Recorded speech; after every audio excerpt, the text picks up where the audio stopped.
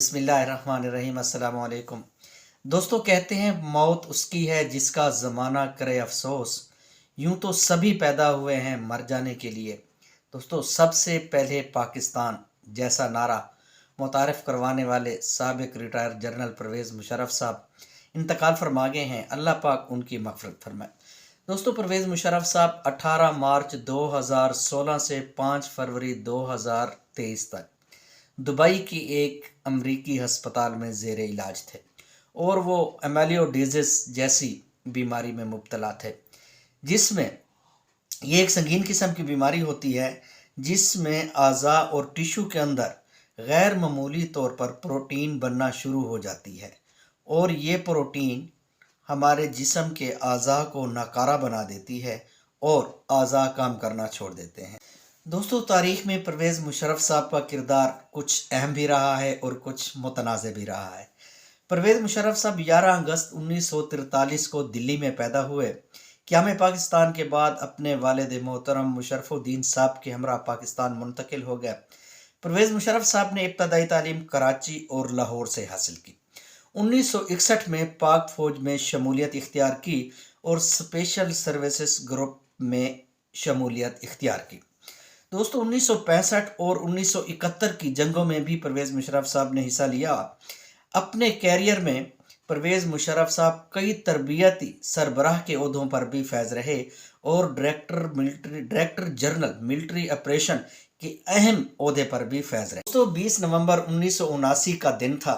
नमाज फजर का टाइम था। 400 के करीब दहशतगर्द हरम पाक के अंदर दाखिल हुए और उन्होंने इमाम समेत 50,000 के करीब नमाजियों को यरगमाल बना लिया।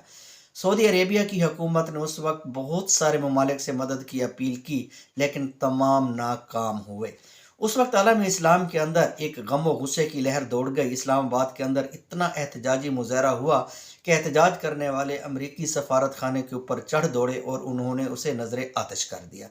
तकरीबन 2 हफ्ते की कोशिश के बाद तमाम नमाजियों को बाजियाब करा लिया गया और बाद में ये खबर आम हुई कि उस ऑपरेशन में हिस्सा लेने वाले कमांडोज पाकिस्तानी थे, जिनकी क़ियादत उस वक्त के मेजर जनरल परवेज़ मुशर्रफ साहब कर रहे। दोस्तों, परवेज़ मुशर्रफ साहब 7 अक्टूबर 1998 को चीफ ऑफ आर्मी स्टाफ के ओहदे पर फैज़ हुए। उस वक्त वो पाकिस्तान के 13वें आर्मी चीफ थे, मगर परवेज़ मुशर्रफ साहब 12 अक्टूबर 1999 को नवाज शरीफ की हुकूमत का तख्ता उलटकर चीफ एग्जीक्यूटिव बन गए। परवेज़ मुशर्रफ साहब को कारगिल ऑपरेशन का भी मरकजी किरदार जाना जाता है।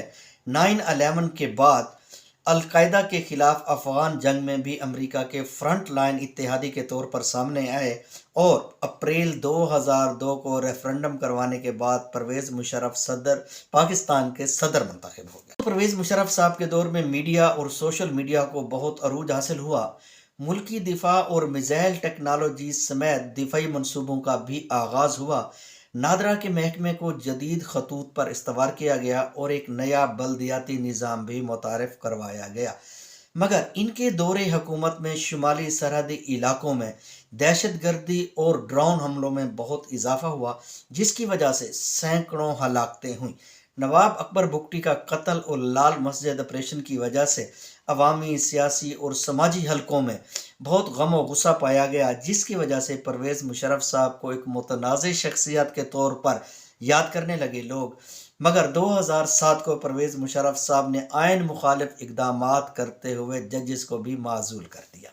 जजेस को माज़ूल करने के बाद परवेज़ मुशर्रफ साहब के खिलाफ और अदलिया की आज़ादी की एक तहरीक शुरू हो गई और परवेज़ मुशर्रफ साहब को मजबूरन 28 नवंबर 2007 को फ़ौज के ओहदे से सबकदोश होना पड़ा और फिर उसके बाद परवेज़ मुशर्रफ साहब ने मोहतरमा बेनज़ीर भुट्टो को NRO देकर एक मफाहमती मुआहदे पर भी दस्तखत कर दिए। मोहतरमा बेनज़ीर भुट्टो और मियाँ नवाज शरीफ साहब के पाकिस्तान होने के बाद परवेज़ मुशर्रफ साहब का इक़्तिदार में रहना बहुत मुश्किल हो गया था और परवेज़ मुशर्रफ साहब के लिए बहुत सी मुश्किलात पैदा हो गई थी। और फिर वो तारीख़ी लम्हा आया जब पूरी दुनिया ने टेलीविज़न पर देखा कि परवेज़ मुशर्रफ साहब ने 18 अगस्त 2008 को कौम से खिताब के दौरान अपने मुस्ताफ़ी होने का ऐलान कर दिया। दोस्तों, दुआ फरमाइए अल्लाह पाक परवेज़ मुशर्रफ की आखिरत आसान फरमाए।